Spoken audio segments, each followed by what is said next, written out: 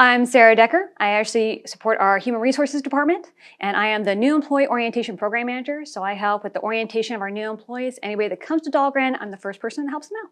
So it's kind of an interesting route that I took to get to Dahlgren, honestly.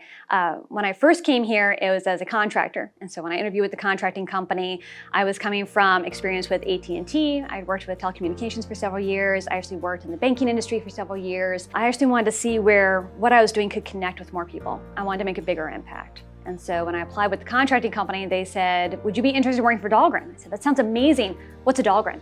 And they told me that Dahlgren was a location. We actually had a Naval Surface Warfare Center here, and that is who I would be supporting. And I said, that also sounds amazing. I came in, I had open eyes, and it was a wonderful experience. And I realized that this is where I can kind of really come and make a difference. And I can see that no matter what I'm doing or how bad a day I'm having, I'm still benefiting the warfighter in some way. And that really adds value to your work that you can't have anywhere else.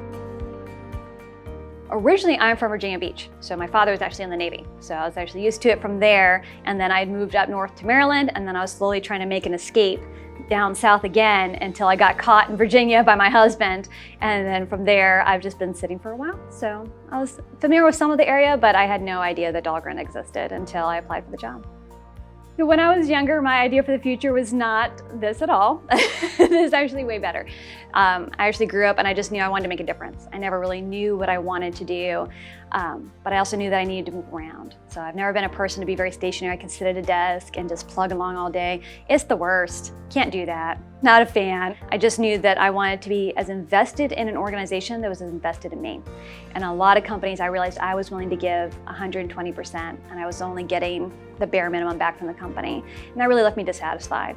And when I came to Dahlgren, I realized that they were meeting me beat for beat, and that I was actually getting the same support. Again, it was all going towards the warfighter. We're all united in the exact same goals. I had a lot of roles here at Dahlgren prior to being the new employee orientation manager. I actually started out as a branch secretary, and then I took over 2 branches.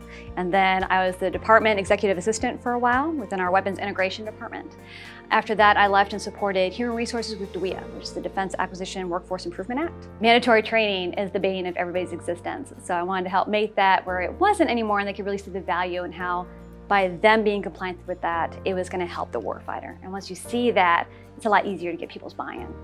Same thing, after that role, I saw, with our new employees, there's a lot of things we could be doing to kind of make them feel more comfortable, more engaged, really see how they're supporting the warfighter by joining us, and that it's not just a regular job. Get into Dahlgren. It's really just a family organization. It's very much people care about you as a person, and it's not that, oh, well, if you're going through difficulty, you need to do it on your own. We're really here for you. My dad actually died in the middle of orientation. And so it was Tuesday, and I got a call that he had fallen, which he had terrible knees and feet, and so it wasn't abnormal. And I go pick up Mom, we go to the hospital. They had taken us back within 20 minutes of being there, and I was like, something's wrong. And we went back, and they told us that pretty much he was already gone, that he was there physically, but everything about him was gone, that he had had such a major stroke, that they were just keeping his body alive at this point. My whole leadership was supportive, did everything they could. When I came back to work, you always have that list of emails. No emails. I had almost nothing that was outstanding. They had taken care of everything, and with like an iron will. They refused for anybody to contact me, and I really appreciate that. That was something that they didn't have to do as much as they did. So when I tell you that it's not, oh yeah, we're here for you, what does that mean? I mean, they were there for me. When we say that they're invested in you as a person, they are. The best influence that my parents gave me that I'm able to use today was from my mom. It was, you've heard no before. And if you haven't, no, well, now you've heard it. So you can go forward. There's nothing that you can't do, nothing you can't try or seek out, because what's the worst that's gonna happen? Someone says no. And then my dad, it was really hard work and how it feeds back to the warfighter. He even at one point, he was working in the kitchens and was making the coffee every day, and he did 110%. He scrubbed the coffee pots. He's like, you wouldn't believe how gross they were. And he was in there, and you could fit a person in the coffee pots they use on the ships. And he was crawling in, scrubbing, because that made a difference. Like when they first made the next big batch of coffee and it was fresh, You know, it was eye-opening for some of the sailors to be like, this does not taste terrible. This is great coffee. And he was like, I did that. You know, it's something small where it can really make an impact on other people. And that's why I think that everybody's work here, no matter how small, it really feeds into it and it builds up to a crescendo where you start to see that impact happen. Maybe not today or tomorrow, but it is happening whether you see it or not.